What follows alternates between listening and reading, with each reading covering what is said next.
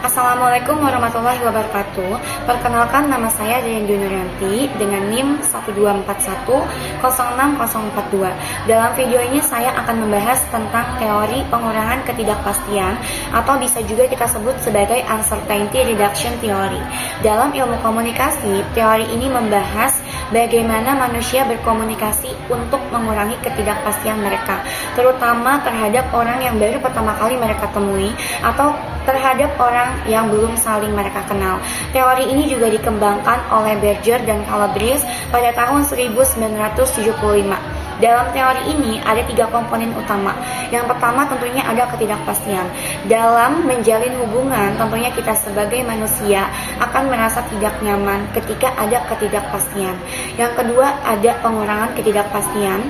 Nah, ini itu cara kita untuk mengurangi ketidakpastian, misalkan dengan cara mencari informasi tentang orang tersebut. Yang ketiga ada keinginan untuk pengurangan ketidakpastian.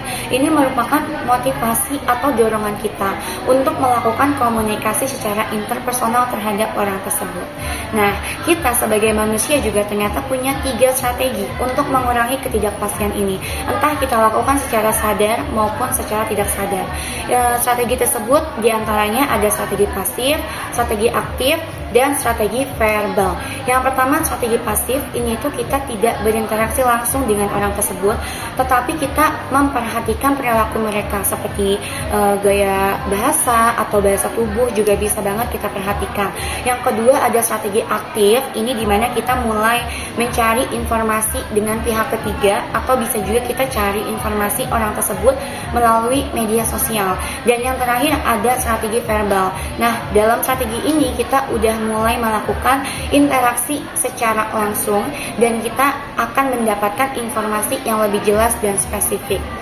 Nah, di dalam dunia kerja ternyata juga saya secara tidak sadar menggunakan teori ini untuk mengurangi ketidakpastian, dan strategi yang saya gunakan juga ada strategi pasif, aktif, dan verbal juga. Contohnya ketika ada karyawan baru dalam perusahaan saya, pada awalnya saya menggunakan strategi pasif seperti saya mengamati perilaku karyawan tersebut dan saya juga memperhatikan bagaimana karyawan tersebut berbicara baik di depan kamera maupun di belakang kamera, karena saya memang bekerja setiap hari di depan kamera sebagai host live streaming. Dan dalam strategi aktifnya saya mulai menanyakan tentang karyawan tersebut dengan rekan kerja saya yang sudah mendapatkan sesi live bersama dengan karyawan tersebut, seperti bagaimana nih cara dia live-nya atau bagaimana strategi dia untuk mengundang para konsumen. Dan yang terakhir itu ada strategi verbal. Pada strategi ini saya mulai berinteraksi langsung dengan karyawan tersebut baik saat istirahat maupun ketika saya sedang ada jadwal ketika live bersama. Saya awal mulanya sih mulai nanya pertanyaan seperti pengalaman apa, ada pengalaman apa sebelumnya, dan karena pertanyaan tersebut saya juga dapat mengurangi ketidakpastian dalam hubungan dan akhirnya komunikasi kita pun terjadi lebih nyaman, lebih efektif, dan interaksinya pun semakin jadi lebih baik.